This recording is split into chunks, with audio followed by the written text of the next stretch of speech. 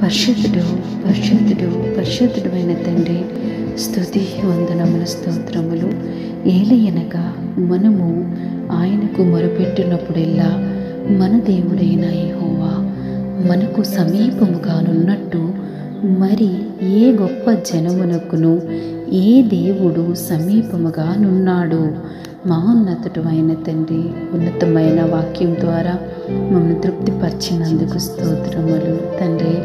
మా దేవుడు సమీపముగా ఉన్న దేవుడు నాయన, సమీపముగా ఉండి మేము మొరపెట్టినప్పుడల్లా కూడా తండ్రి మీరు మాకు ఉత్తరం ఇచ్చుచున్నారు ప్రభా. ఇంత గొప్ప దేవుణ్ణి దేవా, మేమందరము కలిసి దినమును స్తుతించడానికి, ఆయన ఘనమైన నామాన్ని ఆరాధించడానికి, మా జీవితం పట్ల మా బ్రతుకుల పట్ల ఆయన చేసిన ఉపకారములను తలపోసుకునొచ్చు మా దేవునికి స్తుతి ఆగమను అర్పించడానికి మేమందరము కూడా తండ్రి నీ సన్నిధానములో కుటుంబముల సమేతముగా చేరడానికి ఇచ్చిన ఈ తరుణాన్ని బట్టి తండ్రి మీకు వందనాలు, స్తుతి స్తోత్రాలు చెల్లించుకుంటున్నాం తండ్రి.